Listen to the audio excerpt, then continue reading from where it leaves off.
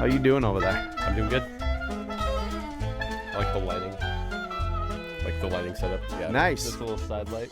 Perfect. Yeah, it gives a nice little warm glow back behind your but this side right back there. I don't know. I was just trying to add layers, Yeah. you know? It's good. I feel like adding layers that you don't really notice.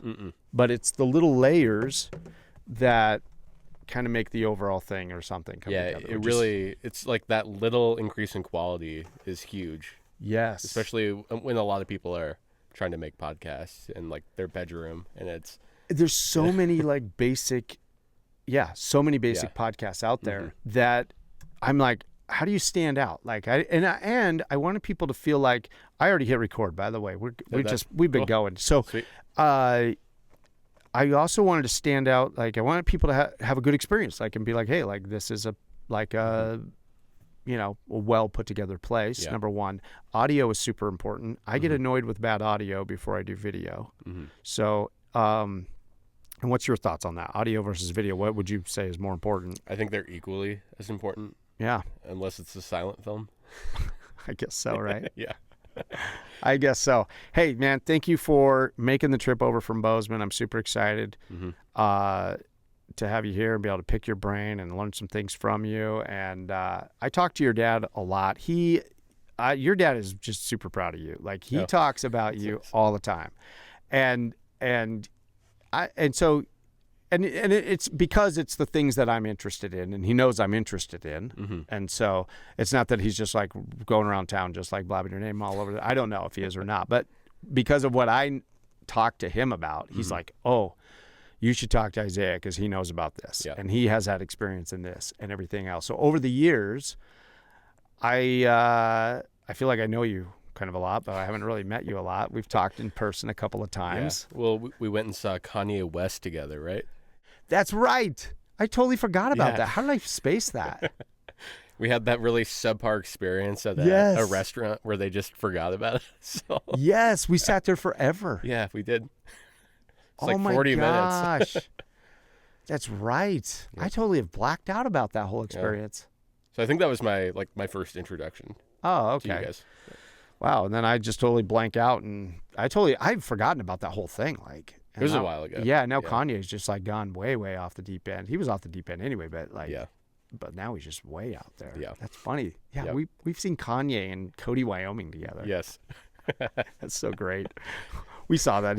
I think it was Angelo who shared that with us. Yeah, and we were like, we got to go. Day of or day before, we just pulled the trigger on it. Yeah, we were like, we got to get up early. We're going to Cody.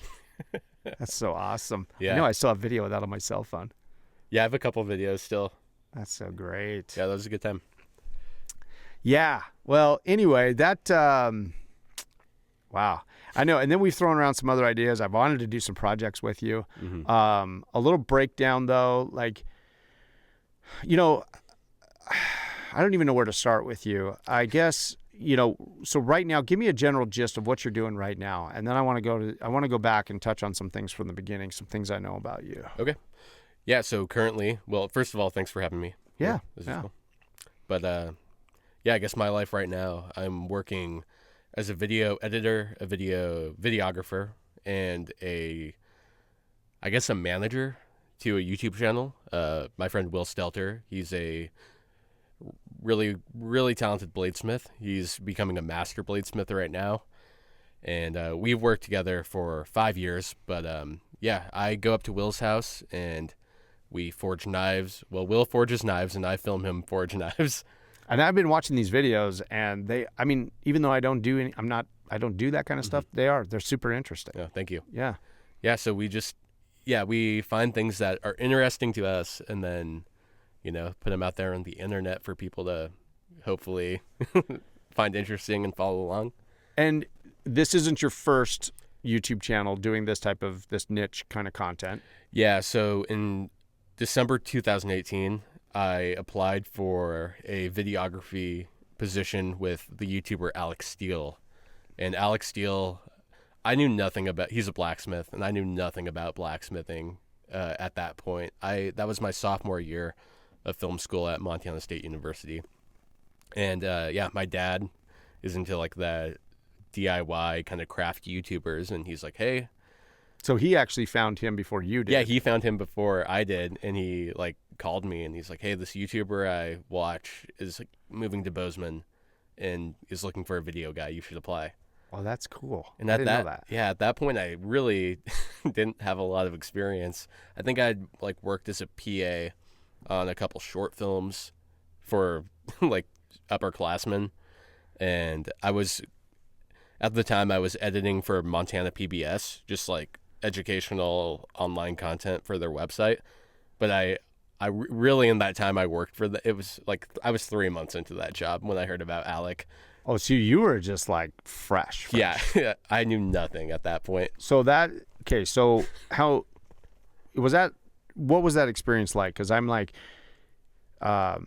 thinking to myself like that it's very intimidating to go into something if you feel like you're underqualified or you don't have enough experience. What were you feeling doing that? I was horrified the whole time. I looked at the requirements for the job description, and basically they wanted like a sizzle reel of like footage you had shot from whatever project, and then they wanted a piece to camera, just like 1 minute of you talking about yourself and explaining like who you are, what you can do, like why you should have the job. You had to sell yourself. So I spent hours with my roommate Elliot the night before I applied, lighting my room to look something like this. And we just, shot this little piece to camera. And then I borrowed his camera, which he shot on a GH5 at the time. And I just went out. It was raining in Bozeman, so it was like perfect weather to get like really aesthetic B-roll around town. So we just went out for a couple hours, and I shot as much as I could.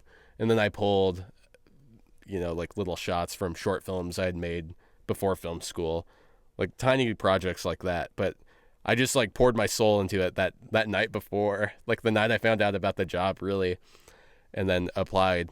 Didn't hear back for a couple days, and then got an email from Alec, and he's like, "Hey, I would love to talk to you in person. Come to the shop."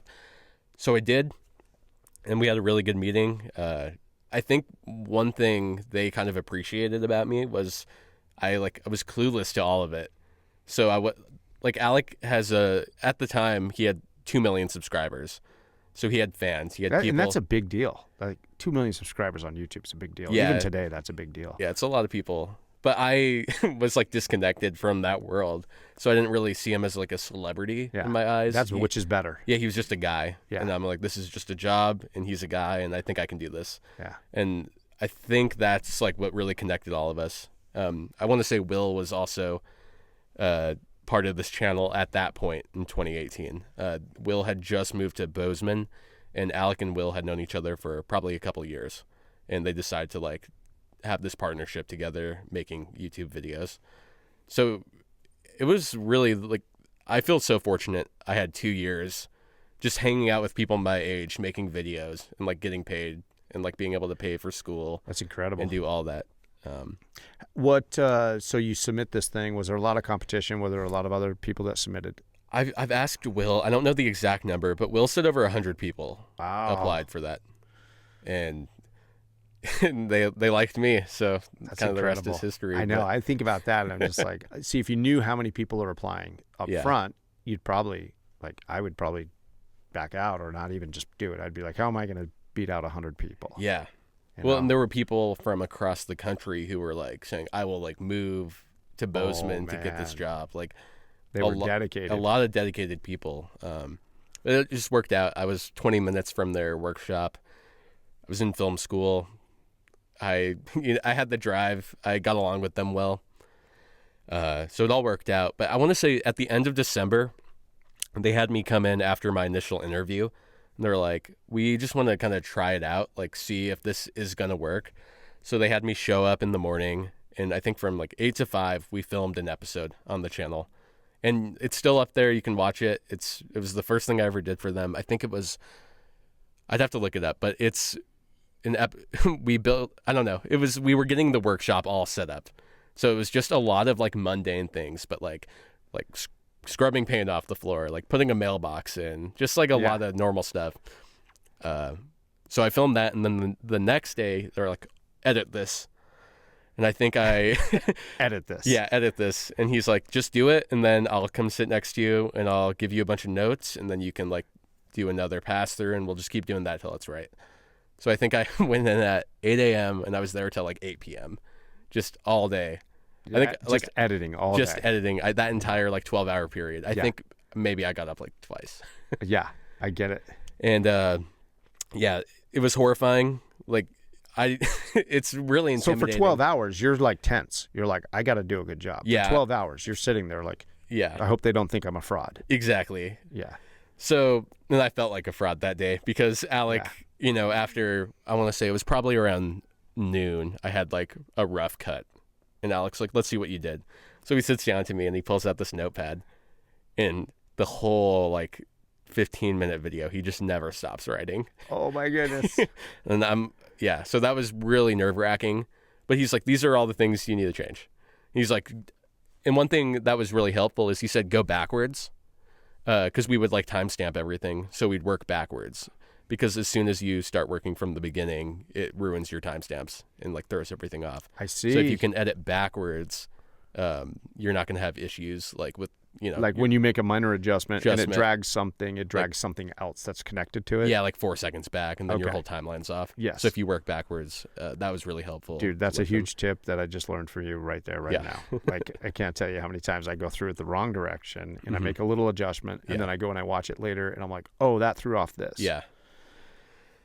But anyways, like after probably like 2 or 3 goes of Alec giving me notes, it turned out pretty decent, I want to say. Like, I think it's like I'll go back and watch that video every once in a while just to kind of remind myself if I'm feeling down, like, hey, you did this at one point, so it's all good. But that was a good experience. And then did he ever tell you what it was of why he hired you then? Because I'm fascinated by the process. Like, from what I know, from what Alec and Will have told me, it's just they liked me. They got along with me better than most people who applied. Like, I just kind of fit I mean, Alec at the time I think was 24 when I got that job. yeah. So he moved from Norfolk, England, all the way to Bozeman by himself. Started this workshop, got all this like crazy. Why Bozeman? He's been all over the world, and he said that Bozeman was the most beautiful place he'd ever been to. Huh. Out of like every place. Yeah. He just like fell in love with it. Okay. So, yeah. So I'm just thinking, well, if he's writing down all these pages, honestly, it's not even so much about what you're editing, but it's also like, is he teachable? Like, can I correct him on things? How does he take that? You know, he must be looking at it like that of like, it's not so much like, did you know how to edit everything perfectly? But can you take instruction? Can you take criticism? Can you take all those types of things? And so you probably, I don't know, you seem like you just probably came across to him as, I mean, am I on the right path yeah, there? I think you're right on it, because it was all about like the constructive criticism. Like, this is like, he had made videos for years before I showed up. So he had a way, like he had a look, like his videos flowed a certain way, looked a certain way. So I had to basically learn how to edit a video like Alex Steele would edit a video. Yep. And yeah, I wasn't going to take offense to anything. I'm like, I'm here to learn. I knew I didn't know anything at that point. So I'm like, anything you teach me or like tell me about how to do it better, I'm going to listen to you and I'm going to do it. Yeah. So that's awesome, man. I like hearing those types of stories of like, this is something scary. I had to stick my neck out there and just go for it. And then what that process is to get through there till you finally get the result that you want. I don't know. I love hearing about those things. Yeah, I feel extremely fortunate. That then has led to so many other things. Now, I know that you've done a lot of other independent films. I know that you've done, so let's talk about some of that. What has that experience been like? How did you start getting reached out to? Like, how do people find you and you started all of a sudden doing all kinds of different projects around? What kind of projects have you done? I've edited, I'll call it a long short film. It's like an hour movie. My friend Nnamdi Kanaga, he's from Nigeria, but he lived in Bozeman. I think he was getting a degree to teach English, I want to say. But he, found this passion for acting and filmmaking. And he made this movie called The Hail Mary. I was looking it up right now. I couldn't remember the name of it, Yeah. but I was like, oh, I know the name. I know it. And I was like, why do I not know the name of that? Right. Because I'm on your IMDb. You have gotcha. an IMDb. I have two. I need to merge them because Ah. I worked on a I worked on a really bad movie called Shattered that was shot in Big Sky. I worked on it for one day. Oh, really? And so you got a credit on it? I got a PA credit for That's my awesome. 1 day of work. Yeah. That's awesome. But- So then that job came to you, the Hail Mary. How was that project, and what was that like? It was really cool. It was the first all African American cast for a film shot in Montana, which is kind of neat. Yeah. And Namdi, I had worked with him previously on a short film that's not out still called Modem Punk. That's been tossed around for years. So it's just like a project that never got really completed, or? Yeah, it was interrupted by COVID, which was really annoying. So we didn't technically get to finish shooting it. We had months after COVID, they loosened up like restrictions. We went and shot another scene to intro the movie. And then I was cutting it there was an editor named Julia. She was on it, and like the vision wasn't matching with like all the creatives. So then I took over, and I was just like having the worst time because the audio that was recorded like was not very good. Oh, so man. it was setback. And now I sent the hard drives off to all my film school friends in New York City. But I met Namdi through Modem Punk, I believe. Okay. And then he worked on other projects, and I think we got along. And yeah, he's like, I know you edit. Do you want to edit this movie I'm making? And it was the Hail Mary was sponsored by Yeti, which was cool. It had like a decent budget. I think it was probably over like $30,000 or $50,000. I don't know for certain, but like a small little short film for like people not getting.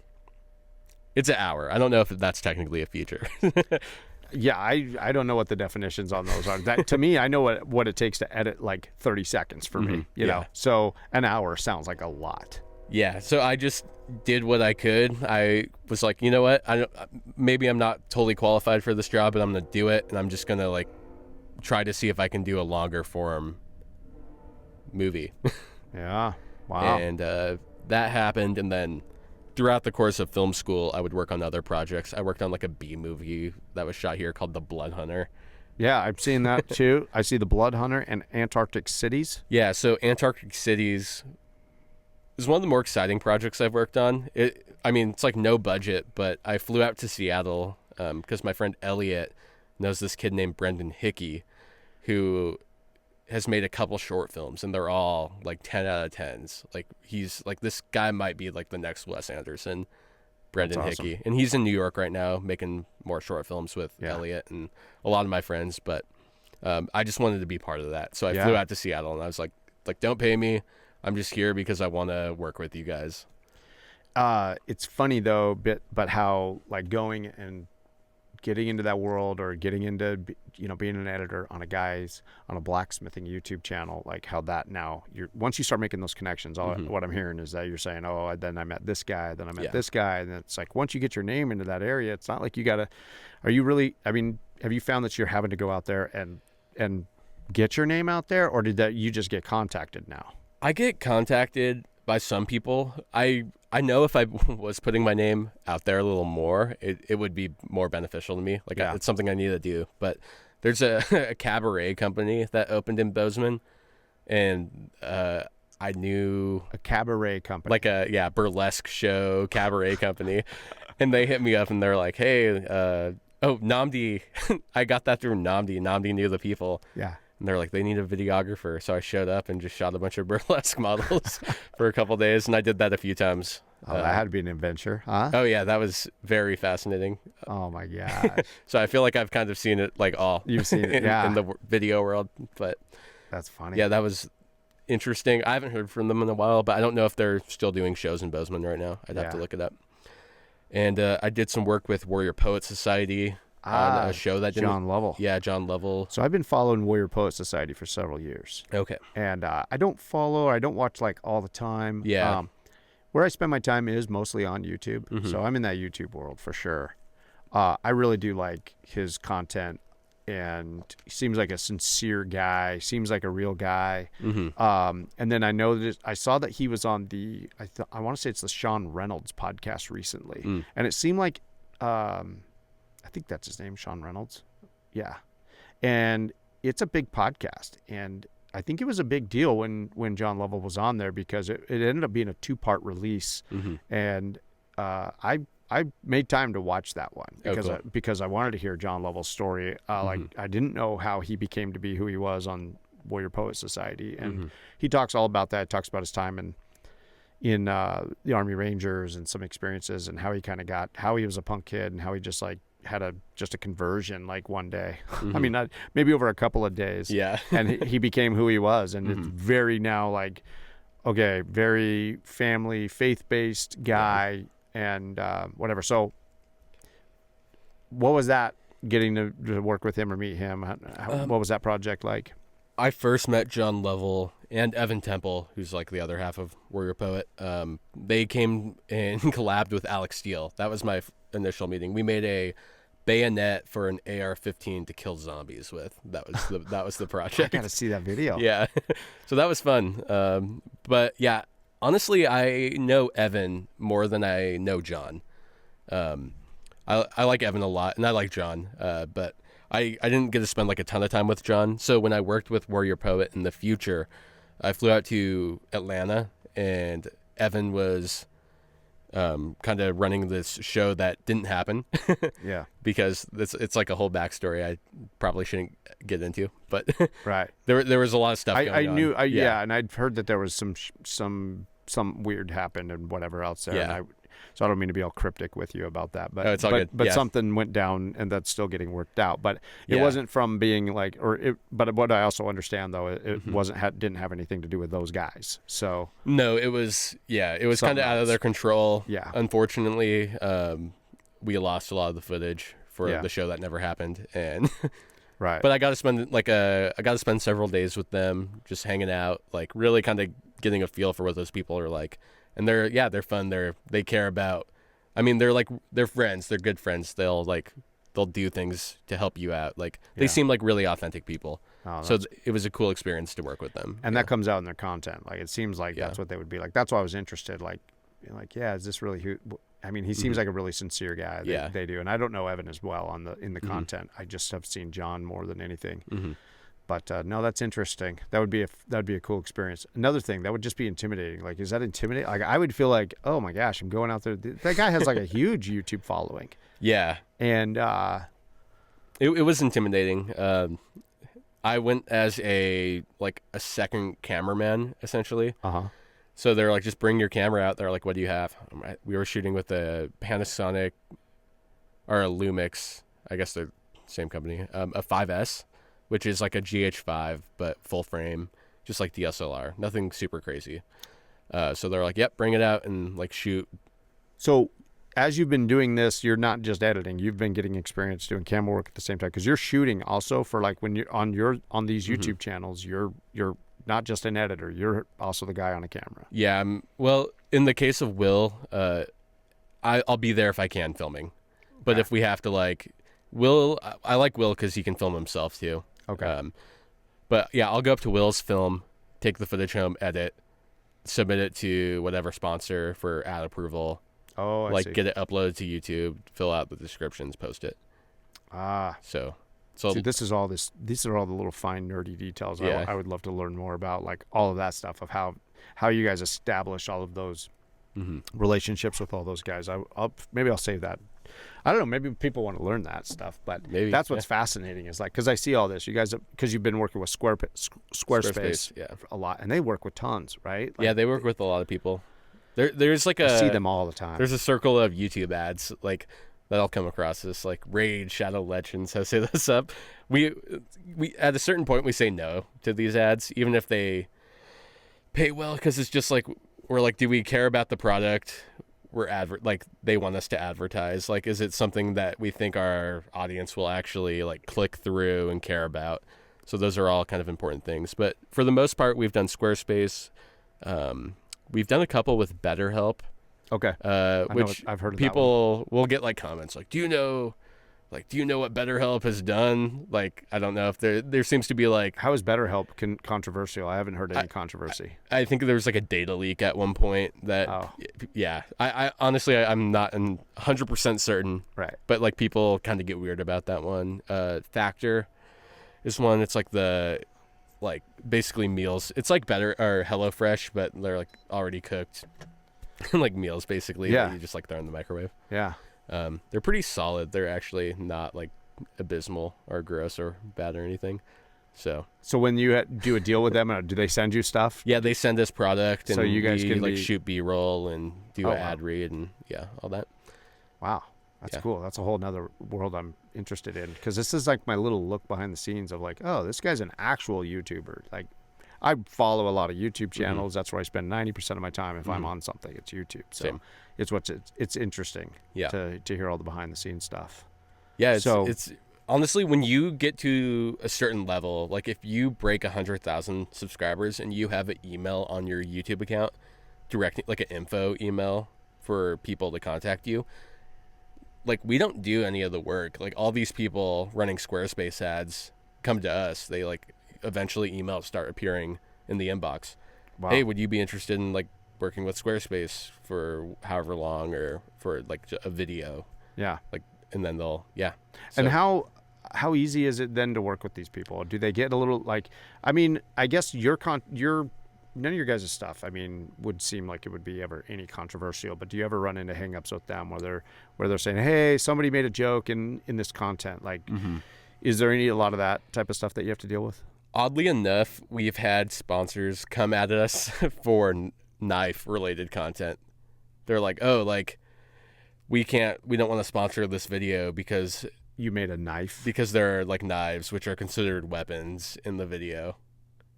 And oh my God, that can be frustrating, because I'm like, you've sponsored us for how long or how many times, and like why isn't it an issue now? Like today, why isn't it an issue? Like we're Will's a bladesmith. Like it's in the title. Yeah. Knives are tools. Knives are like every day. A lot of it's like chef's knives Will's making. So we're like, this is like, culinary. Like why are you considering this a weapon when it's clearly about like maintaining chef's knives, or how to like cut with the chef's knife, whatever the video's about. Yeah.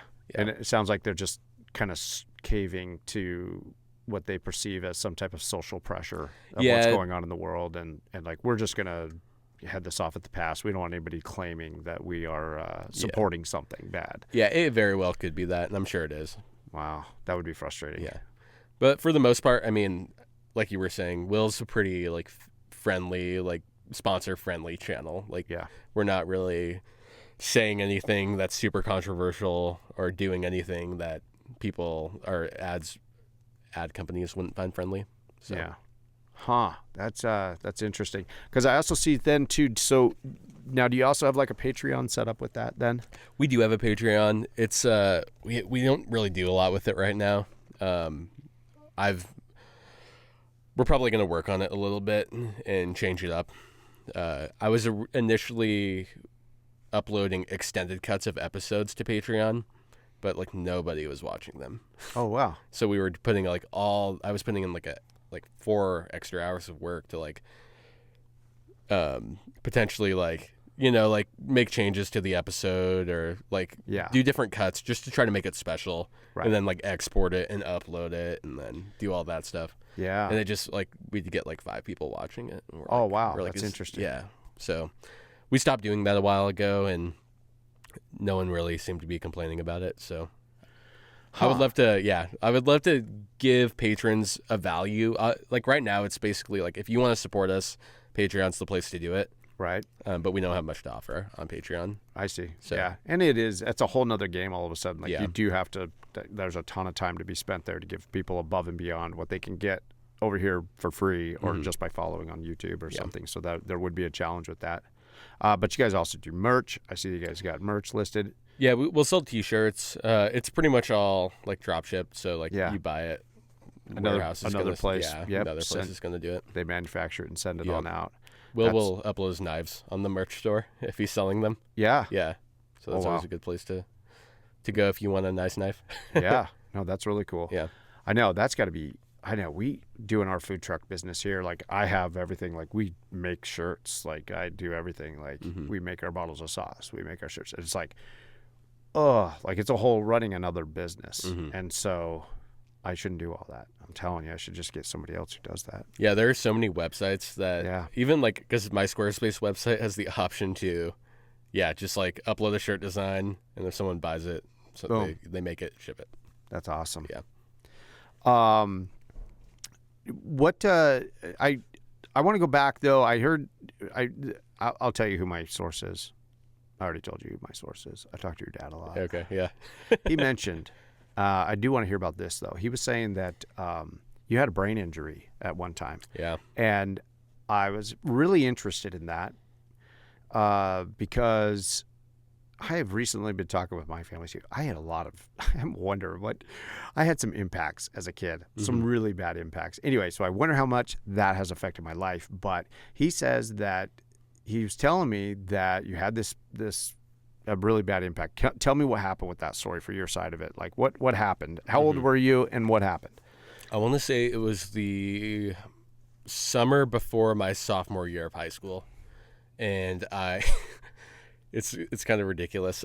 A few days before my brain injury, I found a longboard in a ditch with my friend Jackson. And we like left it there, and we're like, if no one takes it, we're gonna come back and get it. Yeah. So we went back and got it. And the board was in rough shape, but like the bearings and the trucks and all that and the wheels, like the cruising wheels on it were really nice. So I'm like, oh, cool, I'm gonna take those. So I put them on a skateboard I had. And I'm like, I'm just gonna go cruising around with this. Yeah. And I remember like opening the front door, telling my mom, like, see you later. And then I remember waking up in the hospital after that. Wow. So at some point I was just riding around. I imagine like my trucks hit a rock, flew me off, smacked my head. Yeah. The story I've been told about it is somebody found me in the street just laying like unconscious. Jeez. Like came up to me, got my phone, like found my mom in the contacts, called her. My mom like rushed over. I think she just like got me in the car and took me to the hospital. Yeah. I don't have any memory of any of this, but apparently I was like, head injuries, you can get like kind of belligerent, super angry. Yeah. So apparently I was like furious and I was like screaming at everybody and like super messed up. And yeah, I woke up in the hospital. I had a major concussion and I had a blood clot on my brain from the impact. And I think I went through like 7 CAT scans or MRIs, whatever they put me through. And I remember one. Wow. And I was like going through it all the time.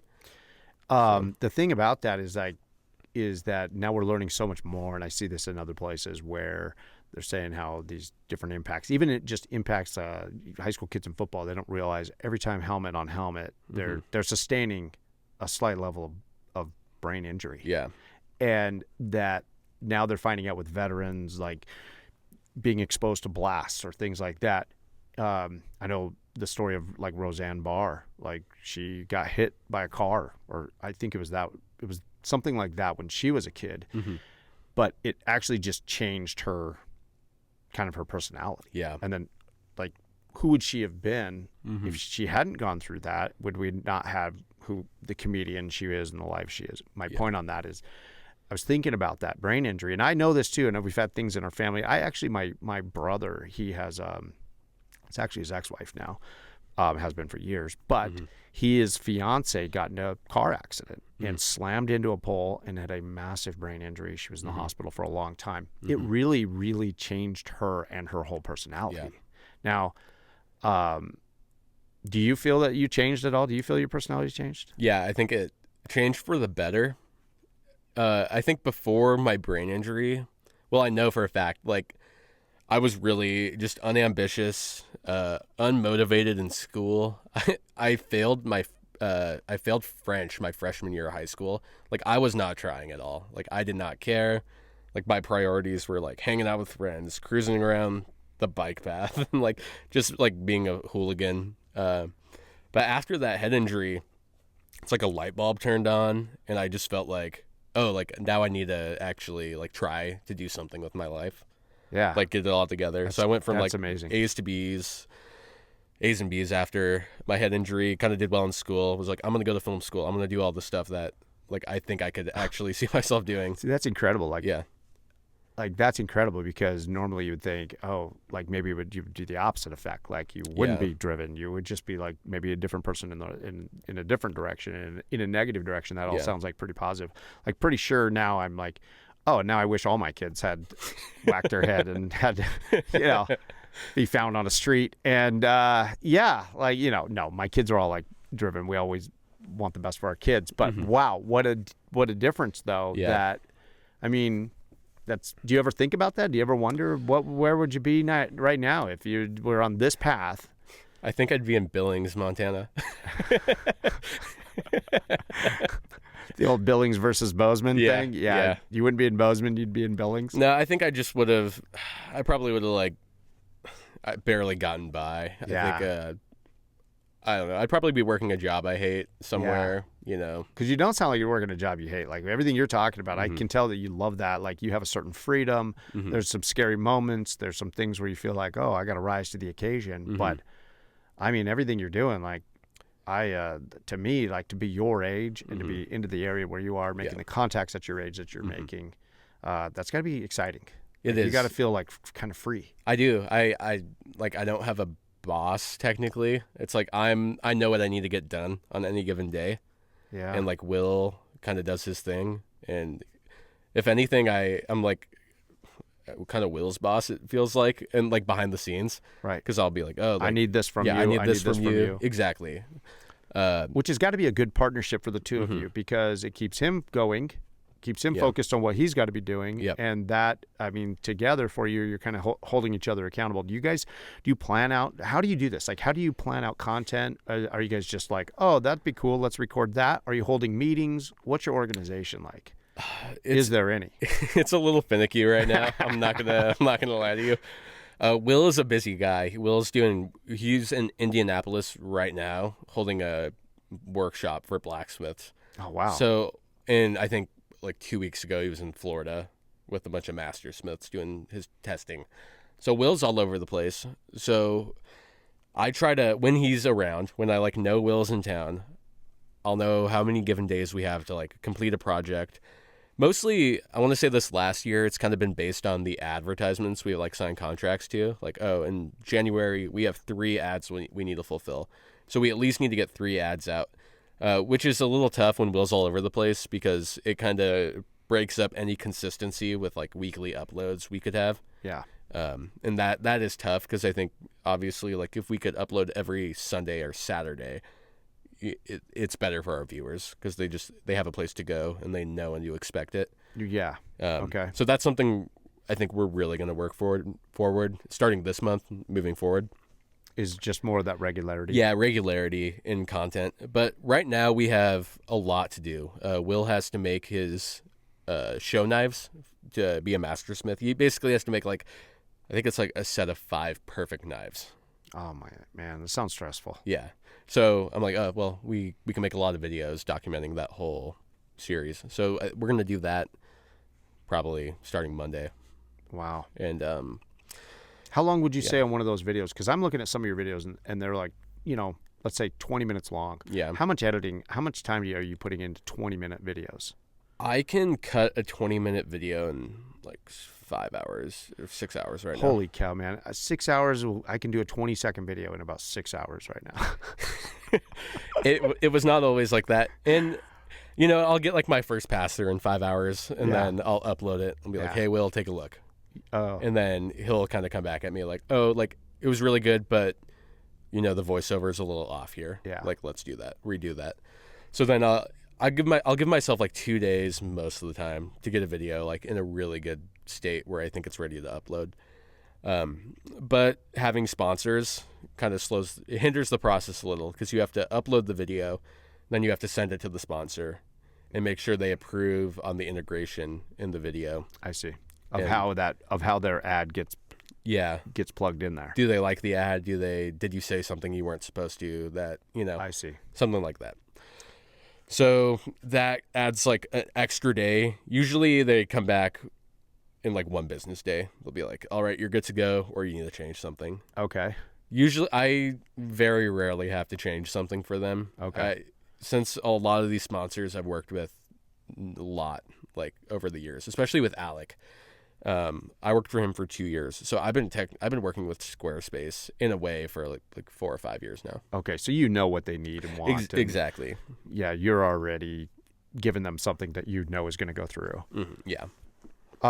That's interesting. Do you find though when you're doing these projects, how much of it is like scripted out, or how much of it is, because this is my problem when I'm editing a little project, I kind of have a general picture of what I want, but it's not like, okay, here's this, and this. And so I find that I take forever doing this because I'm creating this thing in my head, and there's no real concrete plan. Do you guys have a concrete plan when you guys are shooting videos? Do you have a shot list? Do you have, or are you just like, I'm just going to document what's happening here today, and then I'll go put it together and make a story out of it? It's pretty much that, and that's how it was when I was working for Alec too.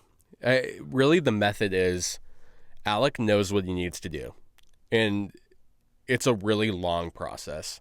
So rather than me like breaking up that process as the videographer and the editor and like really taking our time with each step, I'm just going to follow them and film everything they do like for the entire day.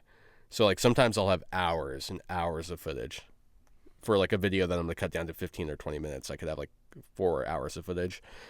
And what I'll do is I've like learned the rhythm where I can take all that footage and just cut it down to the basic necessities. Oh, at the drill press, show that once. Like he used the drill press once, cut the rest of it. Just find the best little bit of footage in that section and repeat that for the whole video. Okay. And then eventually you have the process documented visually. So then I can upload that or take it to Will. And usually Will knows like voiceover, he would need to pre-record for the video because he knows the process already. So if we can get away with it, we'll record the voiceover after we've shot everything. And then I'll just take it and like cut it in to the video itself. Sometimes he'll need to come over and like watch it and like record as we're watching, kind of do the ADR. Okay. But it's so streamlined for us right now. Wow. Yeah. That sounds amazing. It's nice. What would I have to do? How much, what kind of a trade-off can we do where I come watch over there and watch your process, hang out for the day? We should come up with something. Yeah. Would that be possible? For sure. Man, can I come cook something for you guys? I'll bring a grill and absolutely some burgers. I yeah. I don't know. I would love to come and just watch your process and be Yeah. like, okay, watch you document, watch how you do things. And I feel like there would be so much I could learn from that. Would that be something I could mooch off of you? Yeah, absolutely. That'd be incredible, man. Yeah. Now, because I've been fascinated by all this stuff, and I dabble in some of this, and I enjoy making content. So it's a real treat for me to be able to just kind of hear your process, hear like, you know, how you've gotten into all of this, because there's a side of me that's like, I wish I could live several lives, because one of them would be your life, what you're doing right now. Like that sounds really fun, like to be your age and to be on this path doing that. Yep. That's exciting for me. I lean on my kids a lot. I'm always like, hey, you know, you could do this, you know, and this, what you're doing is kind of what I lean on them sometimes. Yeah. Like, my son Connor, he can make content. We make content together, and he can edit videos, and we work together on that type of stuff. There's things about it though that he, you know, like all of us, we have our strengths and our weaknesses on.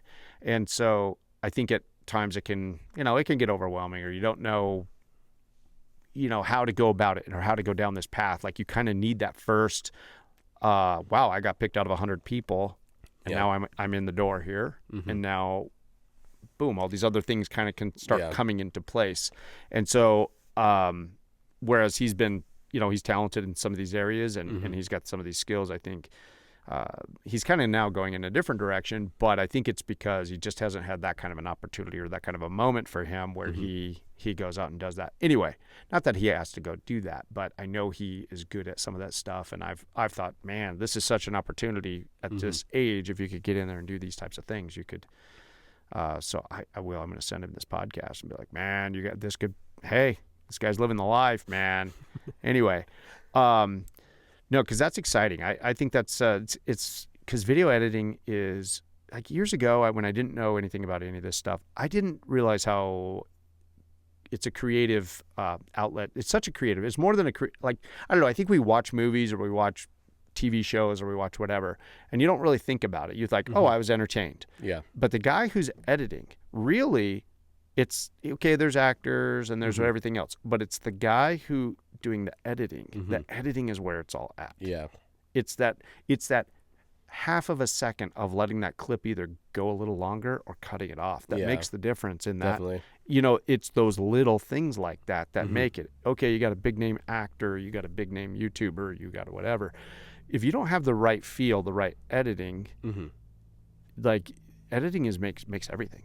Yeah. And so and it is a real, I have found it's a really enjoyable creative outlet. Yeah. Do you find that? I mean, are you slugging through editing, or is it for you like? No, I can sit down and with like a breeze edit for 8 hours. Yeah. Just like focus my brain in, and you just get into a zone and everything's blocked out. It's like playing a video game for 8 hours. Like you can just block out the world. I do have a hard time though. Do you ever have these times though where you're just, I don't know, like I can't get in that zone? What do you do? Sometimes. Just force myself to do it, really. Really? You don't just walk away? You don't go do some type of, like, I don't know, I've seen other people that are like, go do this type of an exercise. Or, you know, I see all these things because all the time I'm like, I want to get into that creative zone, but sometimes I'm struggling or I'm distracted or I'm focused. Do you have any, like, rules that you live by to stay in that zone, I mean? I'll find... And I think it's kind of what you're talking about, but like if I'm working on a project that's taking a lot longer than I anticipated, and I'm looking at it and this usually happens with like narrative short films that I work on. It's really always where I run into it, but I'll find that like I've been looking at the screen so long, I know I can't tell what's good or bad anymore. Okay, thank you. I'm glad you said that. Yeah. Because I start feeling kind of insecure all the time when I'm like, hey, anybody that walks into my office, I'm like, hey, look at this video. Yeah. And I'm showing it to everybody, you know, and they must be like, dude, it's fine, you know, like, why are you so needy? But it's because I get to a point where I'm like, I've seen this so many times. Yep. I don't know if it's good or bad anymore. Yep. Am I getting wrapped up in the moment on this one little shot? Yeah. And I need that outside perspective. So I'm so glad to hear you say that. I've never heard anybody say that.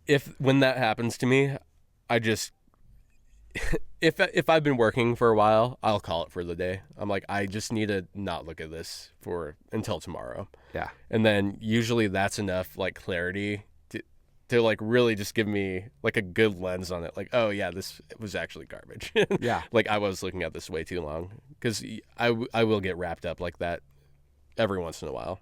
So I think just taking some time away from it.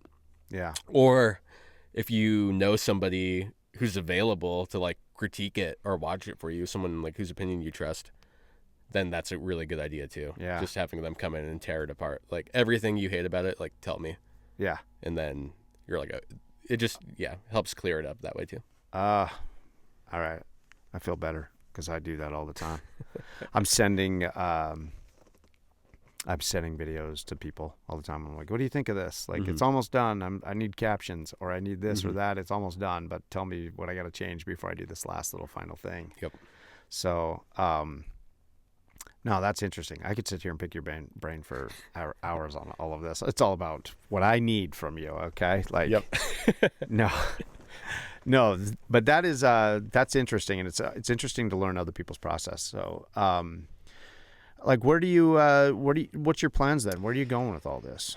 It's a good question. Are you just living in the moment for right now, or do you have like a big evil master plan? I just got married in June. Congratulations. Thank you.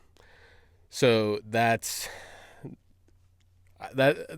altered things a little bit, just on as it does direction. I could see a very successful future if I stuck around Bozeman and continued like doing things with Will. But I'm also at a point where I've been filming blacksmiths make knives for like 5 years now, and I get a little burnt out, and I'm like, how many times can I show this to people and like feel like I'm not making the same video over and over again? That's kind of where I'm at right now. I see. There are different projects, of course, like different kind of styles of weapons, but usually the process is always the same for like making a blade. So it's like, Like, yeah, here's the same angles. Here's Yeah. the same.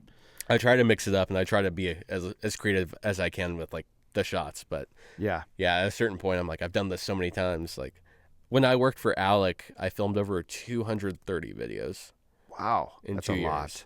That is a lot. And I think we have over 100 videos on Will's channel right now. Wow, that's incredible. So That's a ton of work. yeah, I'm like, I don't know how much longer I can keep like bringing something fresh to that. Yeah. If I even am fresh with it anymore, because I feel like I've lost it a little bit. Just like that creative spark I had like the first few years Yeah. working in that field. I would love to potentially just get out of Montana for a while. What? This is what? I love I love it, but This is God's country. I know I've been here forever, and I think I just need like a fresh perspective. I need to go somewhere else for a while to come back and like really appreciate how good I get it is. it. It's kind of like I'll walk away from this and come back tomorrow, and then I'll know where to go with this project. Yeah. And you got to do that in life. This honestly, because I'm a transplant, so this was like, I drove truck for a living for several years, and I drove all over the country, and I fell in love with Montana like the 2 times I drove through it. And there was a few other times I'd come to Montana, but I'd been all over the country. Yeah. And we were living down in Southern Nevada, just outside of Las Vegas. And I was like, anyway, I've told that story 100 times, but coming to Montana, like this place was just everything to me. Yeah. I mean, the fact that we have seasons, the fact that there's rain here and trees, and I don't know, a bunch of little easy things like that. I do love it. Yeah. Every time I was just in Las Vegas, Yeah. and I like came back, it was a breath of fresh air. I'm like, oh my God. Oh, to get out of Vegas and come back? Yeah, just coming back from Las Vegas. I'm like, wow, Montana's pretty amazing. Oh, yeah. No, it is. It is. And I have a ton of family down there, and I feel bad because I hardly ever go back down there. And some of it's just because I'm working too much and don't have a lot of opportunity. But I'm also just not real driven to going back down there. I don't know why, but I tend to, when I leave a place, I leave a place. Yeah. Like I just go on. So anyway, what do you have in mind? Where would you want to end up? I've been looking at jobs. There's some good opportunities in Nashville. Yeah. Nashville's very nice. There's some good opportunities always in New York for film. Yeah. It's very expensive. Yeah. I have some friends who went to New York and left New York. I have some friends who are still in New York. You don't hear about people being like, I got to get out of Nashville. Yeah. I've never been. I want to go visit it, of course, before I make any decision like that. But I love music. I'm like, that's my life outside of work is listening to music, like listening to records, buying records. Like I have a big vinyl collection. I'm all about it. So I think the fact that Nashville is like a music hub is enticing. You know, and I back in the day, I probably would have thought that, Nashville is just about country music, and it's not. Like it's about all kinds. There's it's a good. If that's your thing, I'm like, yeah, man, you would find a lot of fulfilling opportunities down there for sure. It's a hub for all kinds of stuff. Not that I've been there all that often, but I have been there, and I was impressed. And there's even things in the outlying areas around Nashville, not just Nashville, but it's a culture there. Yeah, it's a culture in the surrounding communities, and there's a place there, and I'll have to look it up on my phone. I can't remember what it's called, but it's a grocery store. I don't know that. It's this old historic grocery store where they do live music. And, sweet. And people move there. Like this grocery store, like literally there's like Spam on the shelf back there, right? But there's seating up here. and there's like coolers back there, and there's whatever. And but at night, I mean, the place has like over $100,000 sound system in this place. Yeah. And at night, it's like open mic night, and people come there to try out their stuff. People move there to play at this grocery store. That's cool. To get booked and to have those, like there's certain times where you can get booked to play in there, and there's certain times where it's just like open mic night, and you can just try it. And you could have a bunch of nobodies in the crowd, or you could have like, I think Justin Timberlake lives literally just a few miles from this grocery store. And so the one time I was there, like his business partner was there. There's a little bar there as well in this grocery store. And like his business partner was standing at the bar while there's people trying to get noticed in this old historic grocery store. I'll have to find that footage for you. Yeah, I was videoing there, and it was, wow, it was an experience. That's cool. It's bugging me that I can't think of the name right now. But I'm like, we're at this grocery store that people are parked up and down the streets of this little tiny town that they come here at night to hear good music. That's and it cool. could be, I don't know, anything and everything that's playing there. Wow. So it's like I say, it's not just a Nashville thing. I found out it's just a culture thing in that whole area, that whole region. So I don't know, man. I hate to see you leave Montana, but Seems enticing. I know Just to I hear shouldn't that. sell it. Shouldn't sell it like that. But no, it was really cool, man. That'd be cool for you. Yeah, I think I'm gonna go check it out probably around March. Oh man, Yeah. I'm tapping into something here. Like you already Yeah. got plans. Like you've got. Yeah, just the opportunities are there right now. Yeah. So I just If you were to go out there, I don't know, and you don't have to tell me Mm-hmm. what's going behind the scenes on that. But if you were to go out there, would you be looking? Would you then still keep your partnership out here? Would you Yeah. edit from a distance? It's possible. I would love to edit from a distance. It creates a little logistical issue. Will lives in the middle of nowhere, Manhattan, Montana. Oh, okay. So he has Starlink, but like the upload speeds are pretty abysmal out there. Yeah. So in order for him to send me footage, it would probably take like a full day or like 2 full days to get all that footage out. Oh, that footage is a ton. So I would love to, if it becomes possible, like if it seems like a feasible thing to do, yes. If not, I'm willing to like step away from it for a while. So Okay. Wow. yeah. You are itching. Yep. And the new missus, I mean, she's excited about Nashville, that type of or just a different change of pace. Just different in general. Okay. She's lived in Bozeman longer than I have, and I've Oh. been there since 2017. So she's ready to get out. She was in Sheridan before Bozeman, and we've just kind of been in this area. So Yeah. she likes Arizona. That's potentially an option. I don't know what I would do in Arizona. I'm sure there's similar gigs. I like the Yeah. desert. That's the thing. You do? I love the desert. Wow. Well, Yeah. Arizona does have some pretty desert. I'm originally from the desert. There are some things I do miss about the desert. Yeah. But I do like rain. Yeah, So- rain's cool. Rain is cool. I do, Yeah. but there's some really pretty parts in Arizona as well, though. Yeah. And I mean, but that's the interesting thing now in film and video and all this type of stuff. Like, when I was your age, like you had to go to California. Like, Yeah. sorry, like if you're going to get any experience in film or this or that. And I mean, there was little things around, and I didn't really look into any of that stuff. But to me, the common perception was if you're going to be doing anything in any type of media, you got to go to California. But nowadays, you can Yeah. become a giant even just in the YouTube world. Yeah. Let's just call it that. Yeah. Or if you're a TikToker or you're whatever, you can really be anywhere, and Anywhere, they're yeah. everywhere. So Yeah. it's. Yeah, like why not? If you want to go to Arizona, go to Arizona. Like Yeah. you could go there and just blow up with somebody, or Exactly. or like you say, if you have a decent internet, connection speed, just sit there and work remotely for somebody. So it's really opened things up. That's exciting. Yeah. We'll see what happens. I think I'm leaning towards the east. I've been to Florida and I've been to, like the farthest east, maybe like Chicago, Okay. other than Florida, but Yeah. so I haven't really explored that yet. Yeah, and you got to. There's a lot Yeah. of neat stuff out there. That's what I've heard. I was watching a YouTube video, and I do want to ask about one of them, and I want to ask about maybe a couple of them. Yeah. But there was a video that you guys put out. Right now, it's sitting out around 900 and something thousand views. It came out 3 months ago. It was Yep. about anvils in a castle. You were Yeah. the editor on that. Yeah, I edited that. So I'm like, okay, where did that footage come from? Did you go to this location, or did all of this footage come to you? Tell me the story about that. So Will was going to Italy, Tuscany, to hang out with Oliver Goldschmidt, who's like a master smith, just a really great knife maker out there. And we had a couple ad obligations. So Will's like, well, I'm going to film some stuff while I'm out there, and I'll send you the footage. He shot that on his iPhone, that video. Oh, wow. Yeah. And yeah, It's getting hard to tell nowadays. It really is. Yeah. Because I have a nice camera, and I'm like, sometimes the iPhone looks better. Yeah. But anyways, he sent me the footage like the day after he toured this castle full of anvils.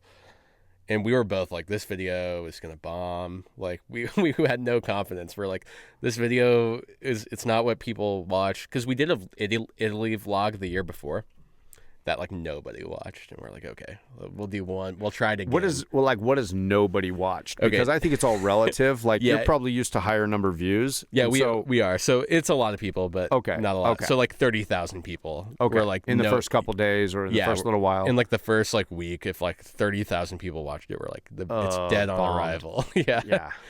Yeah. Which I would be like, holy cow, I got 30,000 views. I'd be so excited. Yeah. But anyway, go ahead. So I'm like, okay, I edit the footage he sends me like through the iCloud, just super simple, cut it together. Will's like, this video is great. Like, I love it. I'm like, okay. I did this like over the course of 2 days. Like I thought nothing of it. I was just like trying to get it done. But yeah, we put it out there, and then like it broke, the algorithm picked it up, and we got almost 1 million views. So That's crazy. yeah. That's wild. Yeah, it is wild. What have you learned? What did you think going into YouTube? Like, what would you say you've learned the most about when you're editing for YouTube videos? What do you put emphasis on now when making videos that you didn't when in the beginning? Like every second of the videos, like if there needs to be noise, like someone needs to either be talking the entire duration, or you need to be doing something like visually that people can also like listen to. Okay. So like in the case of blacksmithing. So not just music in the background. Yeah, not just music. Like really, it's talking. If you can talk for like 15 or 10 minutes and keep your audience engaged that entire time, like that's huge. Wow. Just the ability to like keep them focused. There's a YouTuber right now who blew up, Wendigoon. He's got like 4 million subscribers plus.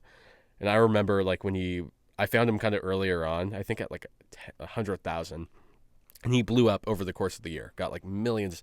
But he just talks about like historical events or cryptids or like anything kind of interesting, creepy, whatever it is. He just sits there and he'll do like an hour video.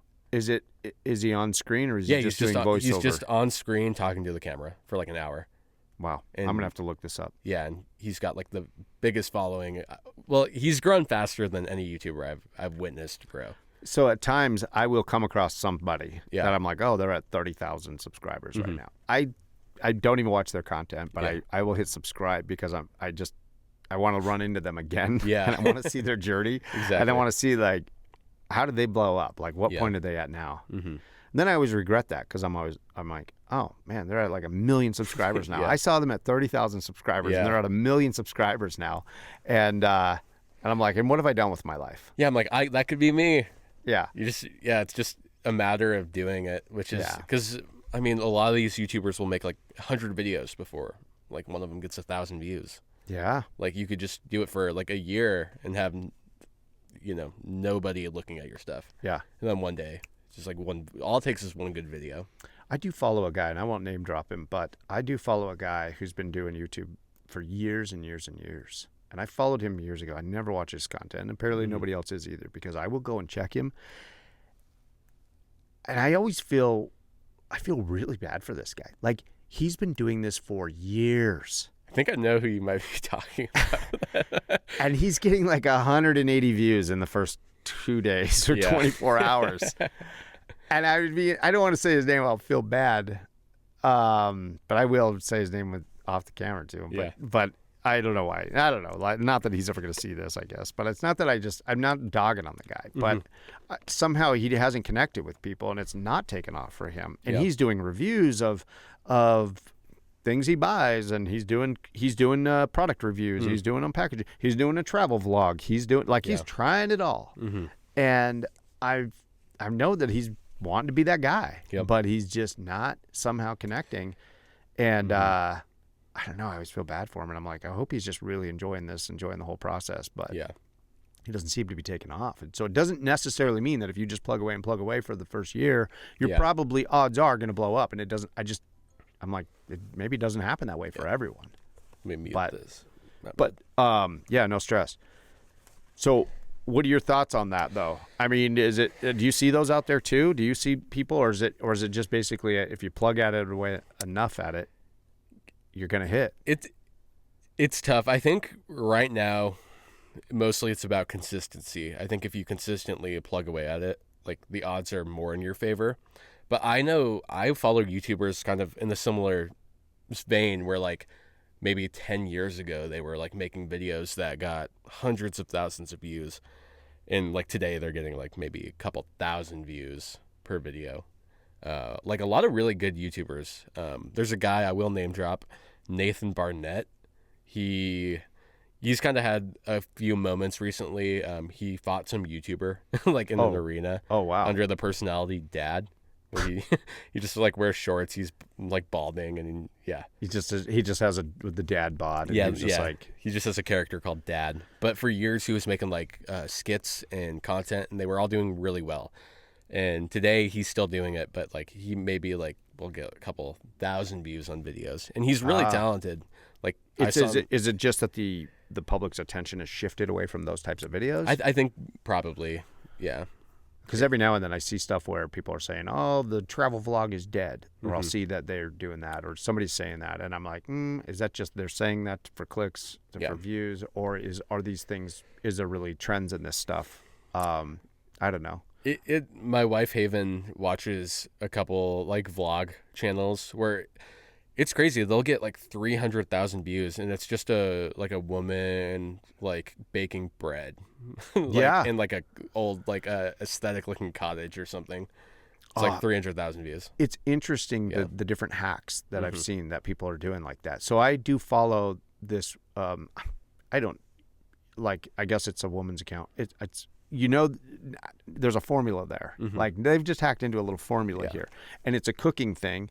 Where it's just you just see this woman's hands making, you never see her face. She doesn't really talk. There's just some nice classical piano playing in this kitchen, and then there's always the sound of children in the other room playing. Yeah, and every single video is just this warm, cozy classical music. She's making dinner, and some simple title like this dish is so easy I make it almost every day. It'll be like that. And there's always these happy kids playing in the other room, like they're just in the other room waiting for dinner to be made. Every single video is like that. She's got like 4 million subscribers. I say she, but I'm like, there's a whole team behind this. Oh, for sure. Like this is so once I figured that out, I was like, oh, okay. And I love her food. I've cooked that stuff. I've been like, oh, and there's the recipe in the description. And I've cooked that stuff at home and it's been good. And then I see, there's a whole bunch of those types of channels where same thing. They've tapped into that formula. It's about ASMR, some nice little classical music, some royalty free, or some they paid some licensed music, and some little sound effects like that sound homey in the background. And I'm like, wow, what a genius hack! And they're getting massive views and probably generating. I don't know what the type of money they generate with 4 million subscribers and putting videos out like that. But I'll see videos that have it's a lot. It's a lot. It's amazing how much money is running through YouTube. Yeah, I think it's every YouTuber has a different like CPM or RPM, right? Based on and explain what CPM and RPM for anybody who doesn't know. It's kind of like it's essentially it's the amount of money that YouTube will pay you for every 1,000 views. Okay, you get, or for the duration of time people are watching your content. So if you and I know that amount fluctuates. I don't know how they base that. But do you know how do they base that? Do you know? It's really hard to base because for a while, we were like when I started the channel with Will, we were pulling numbers bigger, or we were pulling higher percentages than like YouTubers a lot bigger than us that we were in contact with. But like now it's not that way. I think it's so hard to tell. Yeah. I really think what did it for us initially was starting the channel with the backing of Alex's channel. Like Will's like, I'm leaving Alex's channel, like follow me over here if you want to keep seeing my in stuff. Touch. Yeah, and that got a lot of initial attention, which I think is why our like numbers were a lot higher than most people's, but they've balanced out. I need a recheck because it does change all the time. Yeah. How much time then would you say you spend on like thumbnail? That's I'll spend probably a couple hours on the thumbnail just in Photoshop. Yeah. Just sitting there, trying different things, I'll make a couple thumbnails too. So if like a video is bombing and like the thumbnail is like not getting any click through, we'll like change it up. And with that, you'll see a change then? Yeah, sometimes we see a change. Sometimes it's about the same. I think Yeah. a lot of it is the content of the video. Yeah. But the thumbnail is so important. And I'm no like pro Photoshop wizard, Yeah. but I try to pull. Really like go to the main YouTube page, like not logged in, like no account associated. Just go to the YouTube homepage and see what is pulling like Massive views. yeah, like tens of millions of views. And then I'll kind of try to base what we're doing off that a little bit. Yeah. But to see what's connecting with people. But sometimes we just have There's like a whole fun science idea. behind that. Yeah, there's a Yeah. whole science behind it. That's So, incredible. I feel like a novice in that world. Like I still have a lot of work to do before I figure it out. I don't know who was saying it the other day. I have heard Mr. Beast say it. He's like that they spend an incredible amount of time and money on just a thumbnail. Yeah. And that sometimes they'll go back to a video from a year ago and they'll be like, this video's not performing, and they'll just go change the thumbnail, Yeah. and all of a sudden it'll take off again. I've thought about that for videos with Will. I'm like, what if I just went back and changed a bunch of it? Yeah, would all of a sudden would we generate new views based on Yeah. just that? That it's now connecting with people in a different way. Yeah.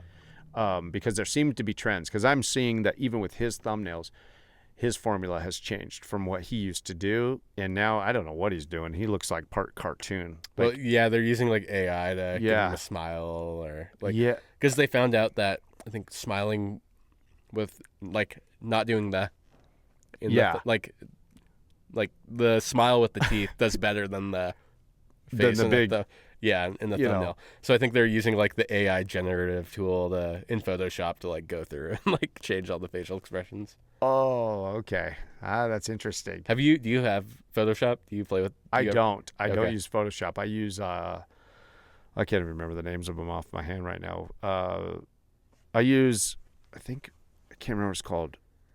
Man, I'm losing it. I would have to look it up. Let me see if I can find it. Yeah, really I quick. forget the others. I hate GIMP to is a good free one for people out there. I think I use like Pixelmator. Is that one? It might be. There's Pixelmator, okay. which and then there's another one that I was using. The problem at the time is I got it. It was so huge on my laptop. It was like the data that it was consuming Yeah. was just bogging over a photo. Yeah. Was bogging it down. Yep. And now I have a new computer, so I can handle it. And I Yeah. haven't really gone back in there and played with all of those things and the fancy things. And I can't. So I haven't really. I've got two of them that are pretty big, hefty ones, but I haven't used Photoshop. But they're pretty big, and they have tons of reviews. They have big, huge editing programs. But I don't know why I'm spacing the name of them right now. Yeah, it's all good. Yeah, but I'm not a wizard at any of that either. I would like to be better at all that stuff. I do, but I haven't had the time to really dig into it. But I do know there's a science that they just say spend. Do you come up with the thumbnail afterwards or before? We will usually like preliminarily shoot photos kind of throughout the day in hopes that one of them would work as a good thumbnail, or like, hey, like we're forging right now. This is a cool moment. Like, let's snap a few pictures of it. Okay. And like maybe. So you are thinking about it through the process. Yeah, You're not just afterwards being No. like, we need to grab a thumbnail. We're always thinking about it, but Yeah. whether or not, I want to say like most videos we have that are like past 100,000 were like planned out while we were shooting. Like I shot those pictures during the filming process. Okay. Captions. Let's yeah. talk about captions. I hate doing captions. I love Premiere Pro because it will just do it all for you now. Oh, really? Yeah. Just like, boom, it'll do it. It'll analyze all your clips. And if you have like good audio, like perfectly, just make your captions for you. So I did find a thing called Captionator recently that some guy built. It was like a one-time fee to buy this app, and it like integrates, because I use Final Cut Pro, and it does integrate. It is a little bit glitchy here or there, but it will generate them for me. It's cut down a lot on time. That used to take me forever to go through and segment those out and do all of that. It was a tremendous amount of time, but that's going. But it has become faster, but it's not native to Final Cut Pro. So you have to, it's an add-on, or not even an add-on. It's somebody else's thing that you have to purchase. So, I think, speaking of captions, putting just by default, like captioning every video you upload to YouTube. I think that is like a huge thing that people really should be doing. Okay. I did it with the last video, and I've noticed like the engagement went up a little bit. Okay. And I don't know if it's like specifically that, but I think for some people, like a lot of people probably are watching videos with like the audio off. If you're looking at reels and shorts, like they're all captioned now. Yeah. So I think just doing that with your videos is. Do you find that there's a certain type of caption? Like, because now I'm seeing like people are putting captions, not just at the bottom, but they're like, like big words, smaller words, like that to change it up or something for the eye. So I have also, I don't know, do you play with any of that or do you just caption I've kept it pretty plain Jane. Yeah. Like sometimes I think like if you have a lot of people in the room, like changing the colors of the caption for like specific people. I see. Keeping it consistent, like that's helpful. But okay. Yeah.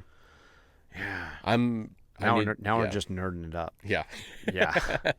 But it's fascinating to me now, and I never thought I would have been like, oh, what's the science behind captions? Yeah, captions. Yeah. I know, but now that's stuff I think about all the time because I do enjoy making the videos. But then sometimes when I get done and I'm like, oh, I still got to do captions. I thought I was done and everything, but it's gotten easier. But I do think they're important as well. Do you spend a lot of time cutting YouTube shorts, or do you put anything on TikTok or any of the other platforms? We've done some YouTube shorts that have performed really well. They don't bring any money into the it's basically useless for monetization. Like we have one with like several million views, and I think we got like 40 cents. Are you serious? Yeah, like not even kidding. So I wonder then why are people doing them? Because it can act as like a nice way to direct people to your channel. So like I think the one that got several million might have given us like 1,000 subscribers. Oh, okay. So like it was beneficial in that way. I see. But like directly like from the short, you're not going to make any money. Yeah, so people are thinking, I'm just going to go make YouTube shorts for a living. That's probably not going to just create a windfall. If it's going to funnel people to like actually watch your videos, it will make you money, but you have to like lure the people in. I see. Yeah.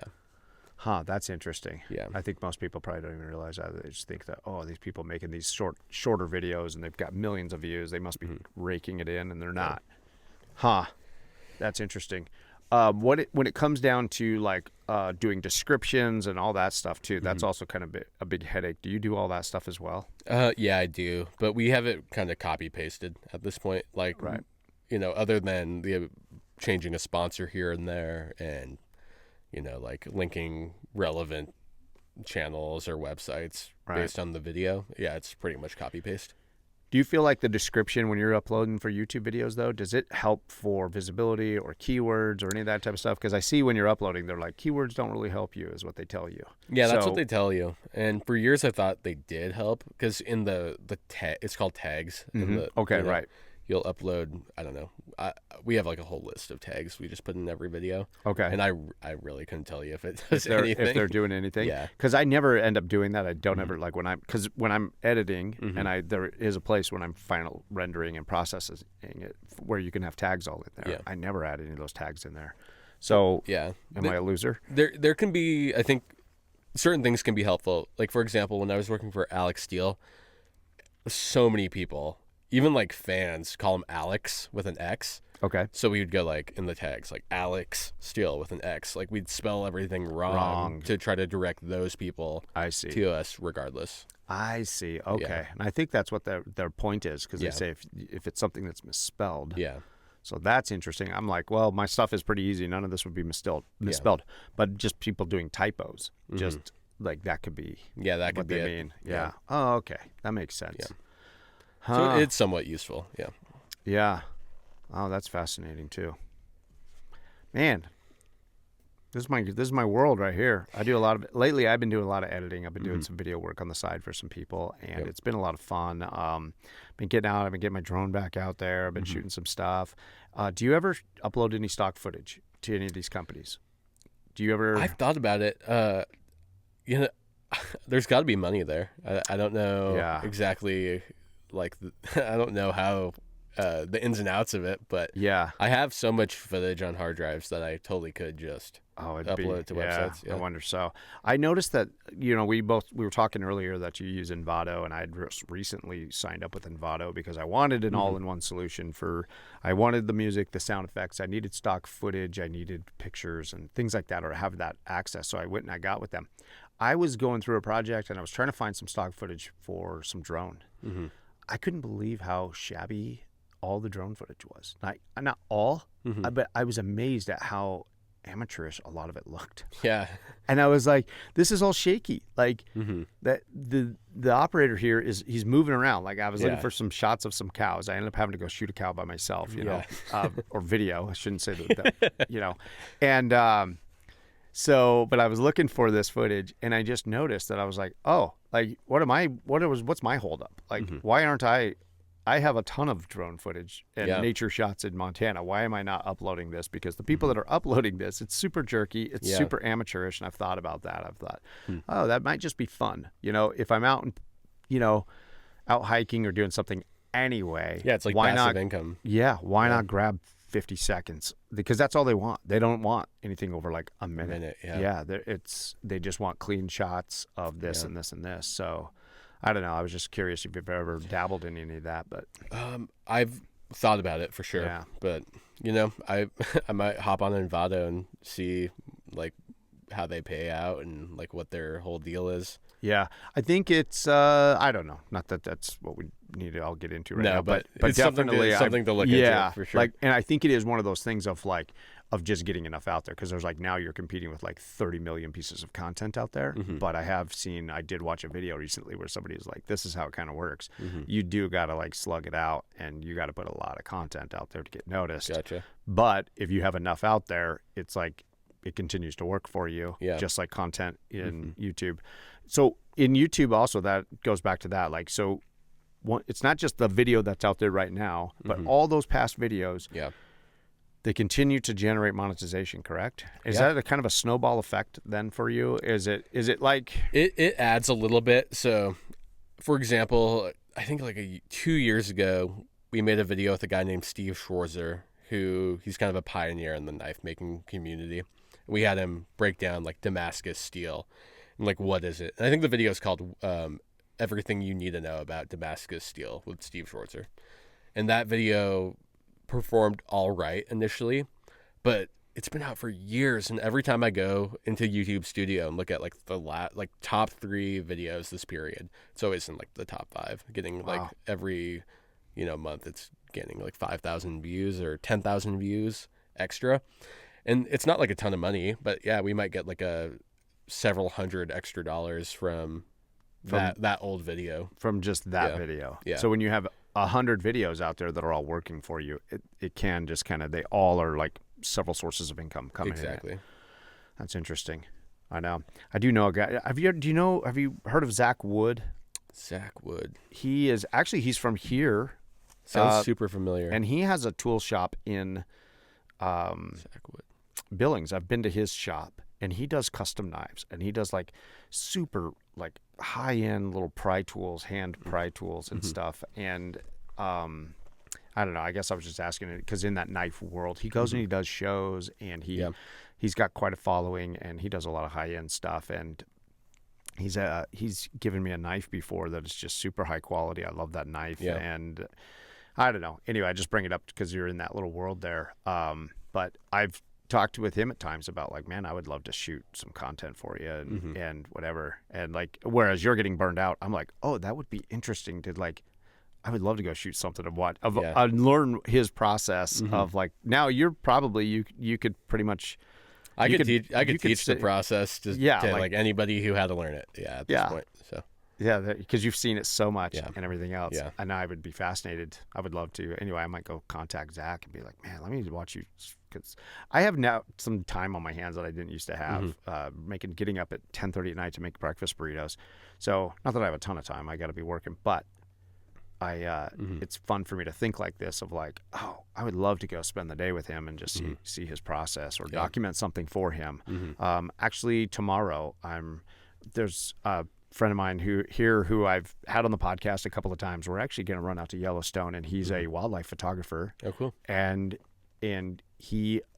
I'm super excited to just go tag along. I'm going to go tag along, and I'm going to probably document for him for his YouTube channel. He's kind of he's been putting some stuff out, and he's been editing some stuff, and he's been getting some pretty good views on some things. But he's kind of trying to decide, how hard do I go at this? He also has another full-time job, but he does do travel, and he travels pretty far and wide to go do wildlife photography. Yeah.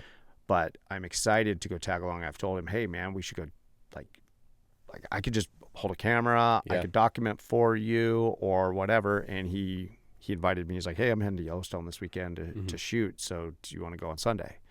So I'm super pumped about that. Yeah. I'm just going to tag along and grab some of my gear here and go along and shoot all that and see where it goes. But I don't know, man. All that stuff is fascinating. I think that's kind of interesting, though, that you've sat there and witnessed these guys make knives and high-end stuff for so long. Yep. You've kind of gotten your own education. Yeah, it's given me a real appreciation for nice things, like bet. real quality. Like, so now you go into stores and you're just like, that's crap. Yeah, I can look at almost like pretty much any. If it's a chain store, like if you go to Target and you're like trying to get a chef's knife, it's probably gonna work, but it's not gonna, like, quality wise. I'm like, it bothers me now. I'm like, I can't look at that stuff and be like, like that's wrong. Like, why did they do that? Like, yeah.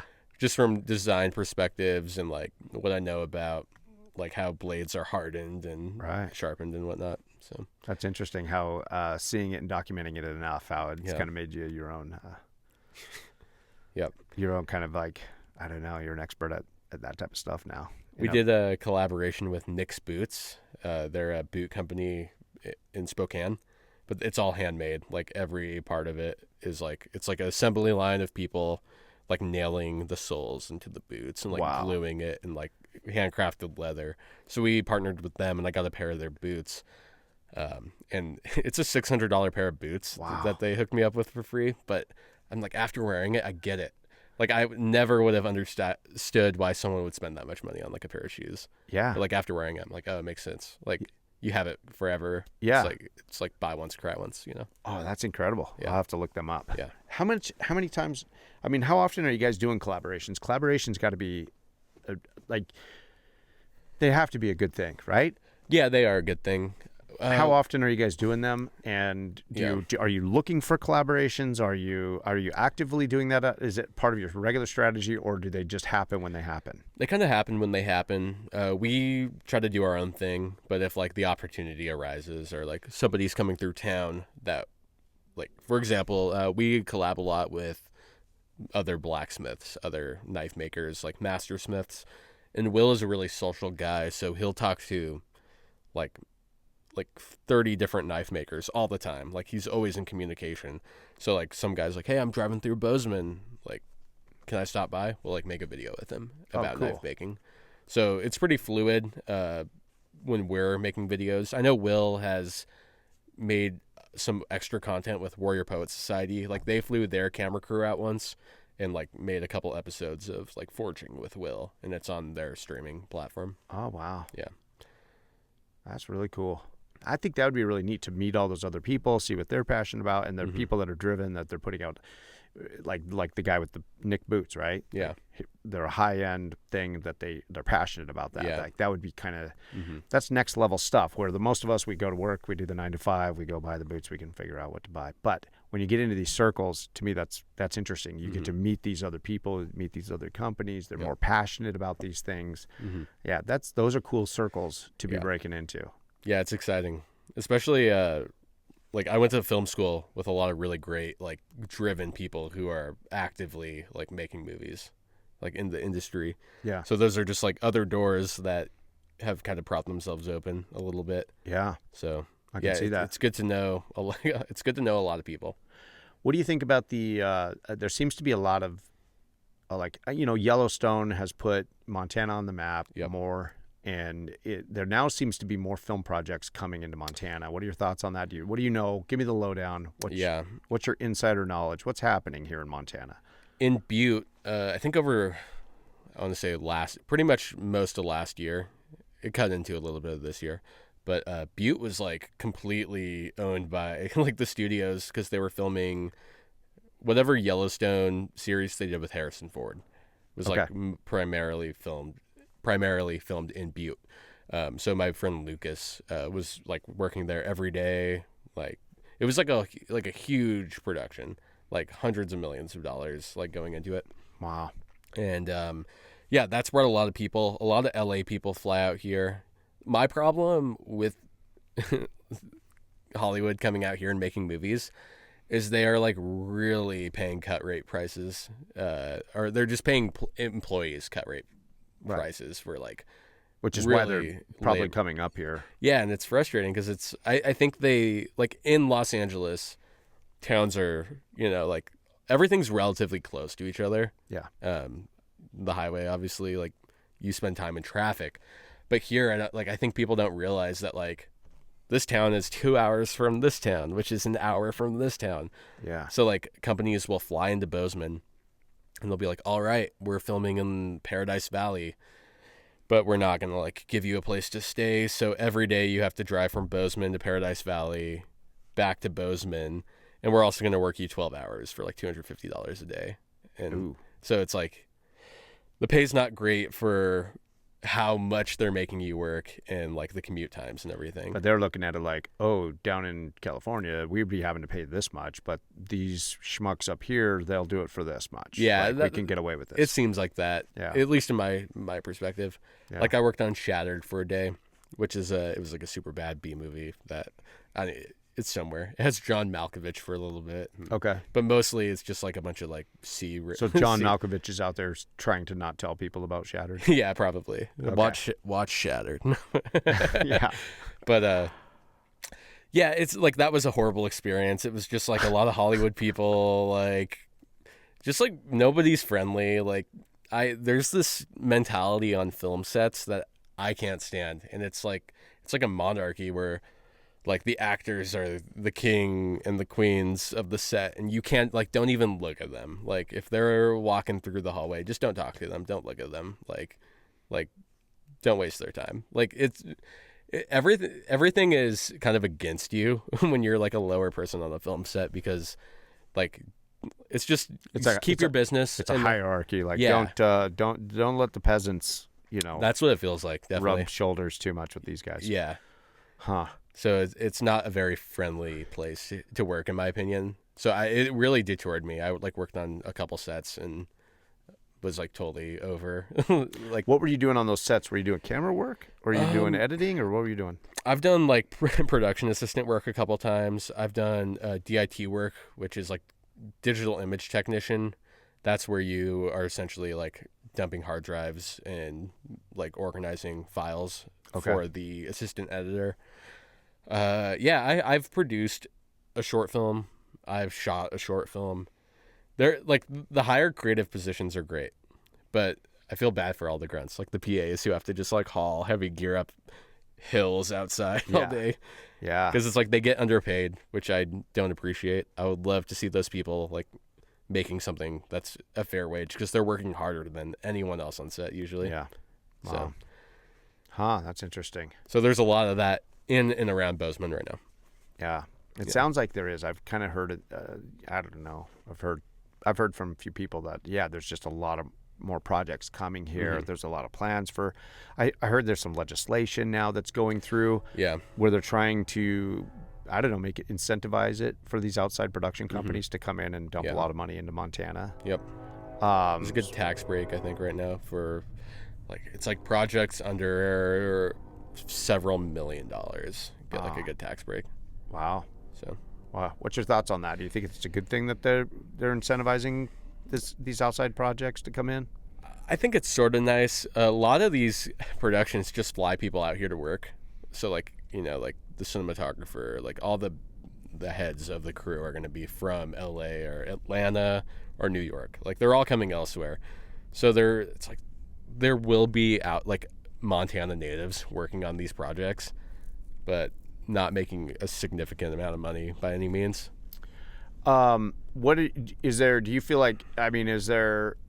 I don't know. There's people that go and work for those. Do they subcontract any of that type of stuff out? So if you had your own little media company, would you be able to? Would I don't know, I'm just asking your opinion on this. No, for sure. Like, actually, is that an opportunity for people then who? Because I've talked to other people who have small little media companies and things. And I mean, is that a realistic thing? Do they come in and hire some of those smaller locals? For example, there was a film I was offered to work on last year, and it was a Van Peebles. He's like the son of van peoples. He was like an old blaxploitation filmmaker. His son was here like making a movie, and they hired a post-production house from Kalispell to like edit the movie and do all that. So Okay. like that's totally a possibility. Yeah. Yeah. That's interesting. Because I was just wondering, I guess, if they just bring in everything, they bring in everything, and then they hire a little bit of local labor is about it. But They'll rent gear from Montana. There's a company out in Bozeman called Film Lights. Okay. And it's like a huge warehouse with like Really? all the lights you would need, and Oh, that's like, cool. like, yeah, pretty much everything, like from C stands to like 10Ks. Wow. Yeah. That's really cool. Mm-hmm. Do you ever rent anything from those guys? I mean, do they? I went to an event, like an ARRI camera event Okay. out there, where we were they like were showing off cameras. So Yeah. I demoed some of them, but Yeah. I had some friends who have worked there. But I mean, they're charging like studio prices for all Yeah, these companies, I so see. it's not like feasible for Little small low timers. budget independent filmmakers. Yeah, that's interesting. It's a whole little different world. You know, I've had my head down doing doing food trailer stuff, doing all that kind of stuff. So it is kind of interesting to find out like all these other things that are going on and what people are. I don't know. I think this is stuff that most people, I don't know, especially in these parts of Montana, don't really think about. Yeah. Like we're all kind of blue collar. Like we, Yeah. you know, go to work and punch a clock, and there's a lot of that going on. There's a mining community. Yeah. Some things like that. So it's kind of always interesting to learn what's going on over in Bozeman. Bozeman almost seems like a different state. Like it's really different that it's the mentality is over there, Yeah. I don't know, what's going on over there versus over here just a few miles. It's a mess right now. There's a housing crisis in Bozeman. They actually just passed some legislation that basically stops people from buying property and turning it into Airbnbs and Verbos in the city limits. But I think the ones that exist may have been grandfathered like through. But basically, like, no one can afford a house in Bozeman anymore. Like, no one really working in Bozeman. I mean, I think like the cheapest house downtown is probably $780,000 or more. Wow. And they're like very normal size, like Yeah. old houses. Right. It's just a lot of California people, a lot of like Texas people, like just people Seattle Coming in from areas yeah. where they've had a whole different economy over there, and then they sell their place, they come over here, and they can buy up anything they want. Exactly. And that makes it really hard for people in Bozeman working like normal jobs to ever even dream of like owning a house in the city. Well, then that ends up having a trickle effect because nobody can afford to live there. So now to get people to be able to afford to live there, you've got to pay crazy salaries and hourly wages for those people. So now the cost of everything goes up. Yeah. Because so it's a trickle down effect there, and which makes the whole place. So like everyone's always hiring, and I know like Wendy's is like starting at $21 or $22 an hour, Crazy. with like or like even 25 full time. Wow. Yeah. That's wild. Yeah. You just have to make that much to live in Bozeman. Yeah. Yeah. That's interesting. It's weird. It's a whole chain effect that'll take time to like play itself out and kind of rebalance itself. Yeah. Belgrade's the same way. It's also just as expensive at this point as Bozeman, and even Manhattan, Montana. Yeah. Because I've like Will lives out there, so I'm like wouldn't mind living out there. Yeah. Shorten my commute. No, it's like the exact same story there. Because everybody's been like, well, this is so expensive, so I'm going to go to these outlying areas and see what I can get, and it's just caused everything to go up. Yeah. Ah, man, van life. Yeah. Van life. I don't know. Yeah. I don't know what else to say about it, man. I've considered it. Yeah, I have. April and I, we're like, man, we used to tell people we were running the food trailer. We're like, hey, we're just trying to build a business big enough someday it's worth something enough that we can afford to Buy a van. Yeah, buy a van, live in a van. We're trying to build a $50 million brand here that allows us to buy a nice van and just sell everything and just, I don't know, we're going to camp out down at HKP and just be those people. Yeah. So I like the meme where it's like, when you grow up, like, are you going to smoke doobies and live in a van down by the river? And it shows like a $40,000, $50,000 like Mercedes van. Yeah, I know. Those things are like now they're like 100,000. Yeah. You know, they're like, that's like, that used to be the thing. Like people would say to their kids, like, Yeah, you don't want to be that guy. And Yeah. now that's who everybody wants to be. Yeah, everyone wants to be the person living down. Yeah, down by the river. yeah, but nobody can afford to because all the vans have gone way up. Yeah, they're all expensive. I know, but but the world has changed, and it's weird how, for when I was your age, it was just a different. It's just not. I mean, I'm not that old. In a matter of 25, 30 years, like everything has changed. Like up until the internet just blew up and everything kind of changed. Yeah. It was always pretty standard. Yep. Like, okay, you grow up, go to college and go get a good job and go do this and go do this. And these are what you need to do to be successful. And this is the basic program that was being sold to everybody for decades and decades and decades. Yeah. But now a lot of that's being thrown right out the window because, and everybody's like unsettled about it. People are trying to figure out what is going on. Like, why is it that college is so expensive? Why is it that when you come out of college you can't get a job? Yeah. Why is it that you can't buy a house? Why is it that now people don't stick around for 30 years and get their pension? They're only at a place for about 2 years. Yeah. And so there's this big huge shift. Everything is just changing. Yeah. And it's going to be a little while till the dust settles and we get. Who knows if it's ever going to settle? But I feel like something has. There's just been a whole shift. Yeah. Where now it's like, it doesn't matter where you work. Like, you can work and live anywhere. You can be in a van you could live in a van and set your Starlink outside. Yeah. And you have your phone, which is basically a recording studio, a production facility. Yeah. With worldwide distribution. Yep. Like, what a weird world we're living in. Like, who would have, like, when I was your age, like, nobody would have been able to, like, grasp that. Like, that's not even possible.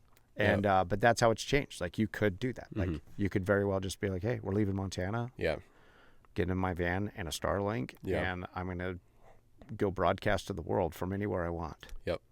I like to think we live in an experimental age. Like, as if you look at any point in history, like right now is one of the most unique, just because everybody has like a supercomputer in their pocket. Yeah. Like, anybody can do anything they want. Like, you can learn anything you want. Like, all you have to do is Google it, Yeah. And that, like you were saying before, like, you used to have a really high-end camera to do everything, but now it's like, is it worth dragging that around when you can just shoot it on your phone and turn on cinematic mode or whatever, or download Filmic Pro? Yeah, like just unlock your camera. It's crazy. Yeah, it's crazy what they can do, and it's changing everything. Yep. And then with AI, do you use AI now for anything? I use AI to have fun in Photoshop with my friends. My friend Emery will come over and you can like highlight an area of the screen, just give it a prompt.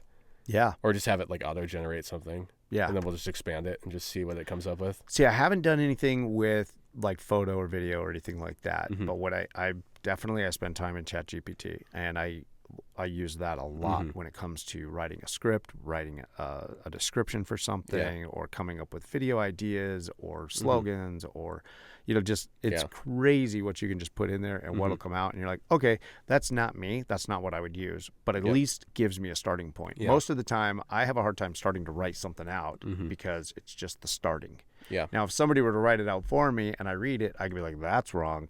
That's got to change, but it needs to sound more like this or this or this or this. So it's been perfect for guys like me who have like, I just procrastinate and don't want to start to write something out, or or get creative and write it out.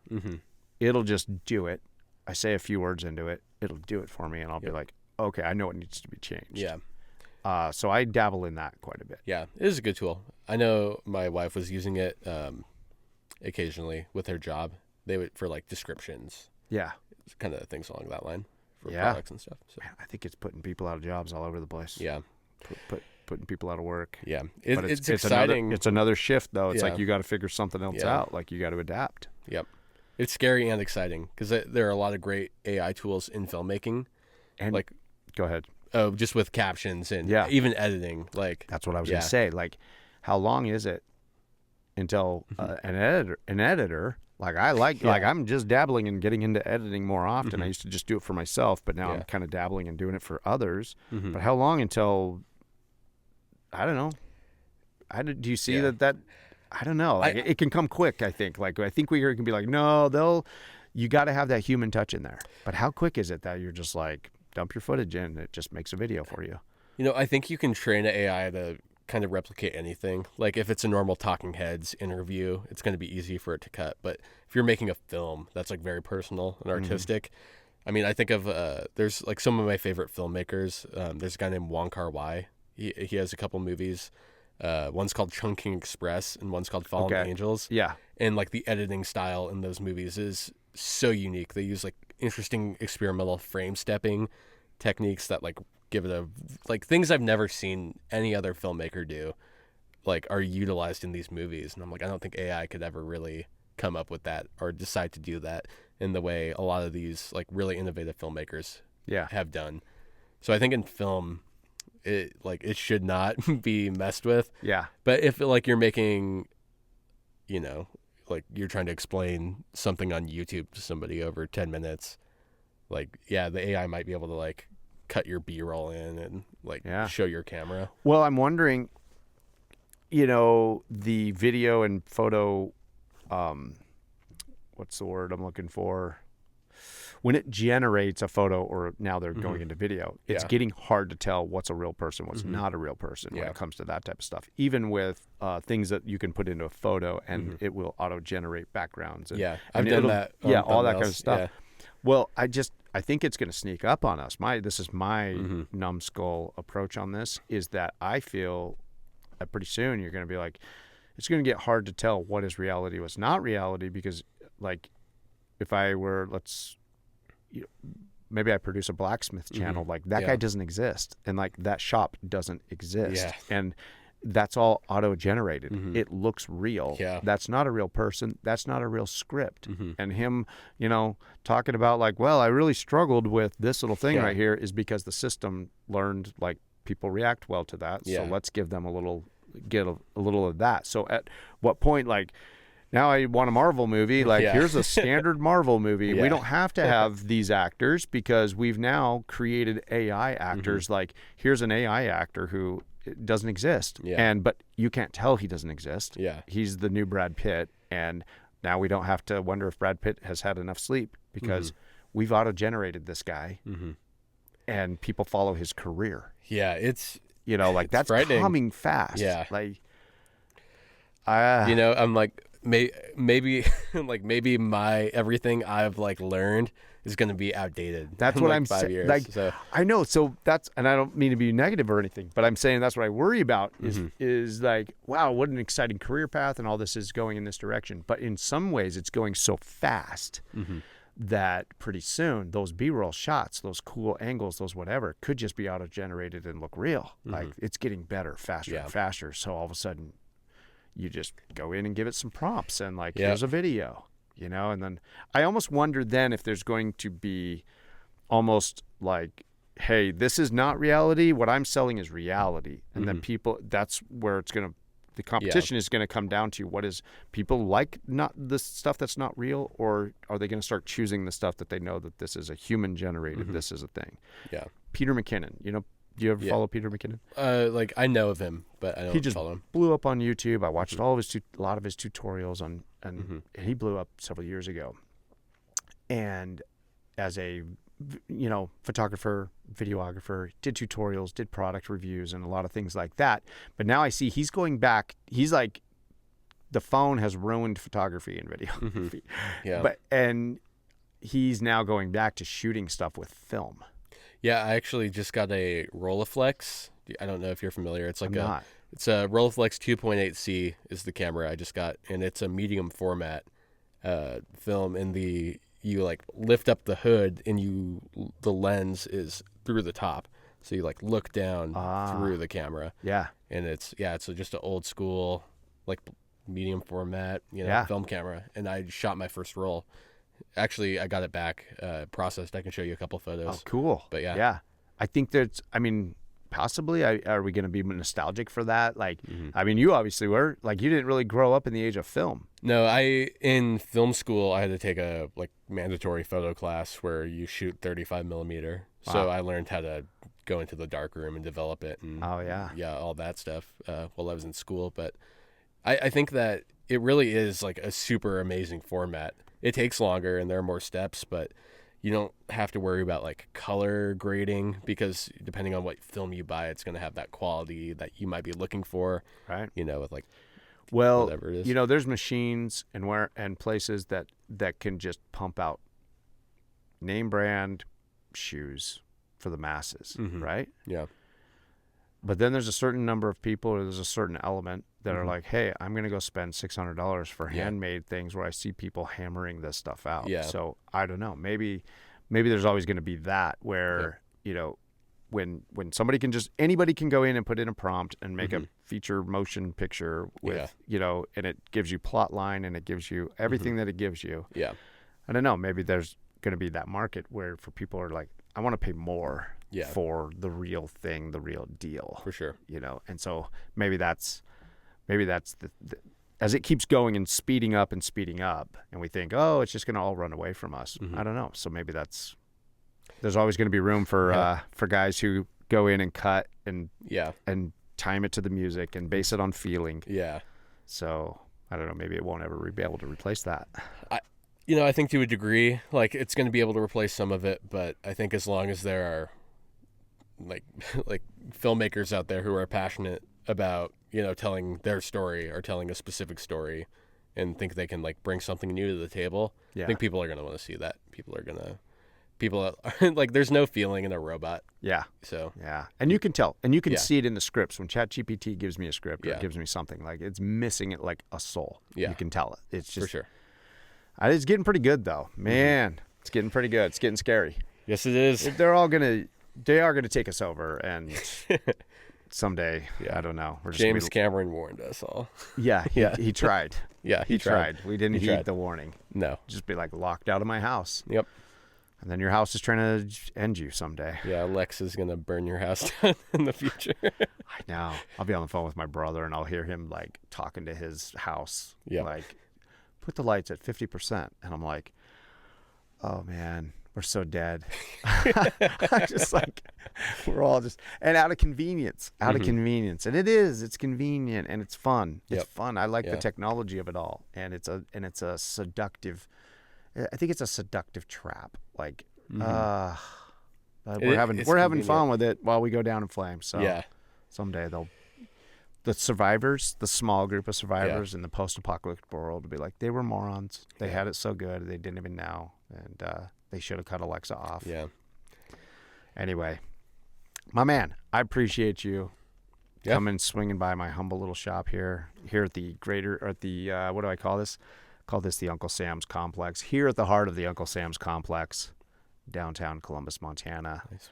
I'm gonna hold you to that. I'm gonna hound you and be like, hey, remember that time I have a recording of you saying that I could come and shadow you. Yeah, absolutely.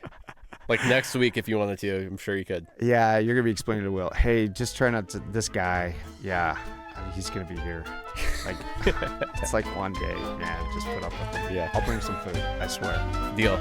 Okay, man. Hey, thanks, man. I appreciate you. And we'll do this again. I want to keep in touch with you.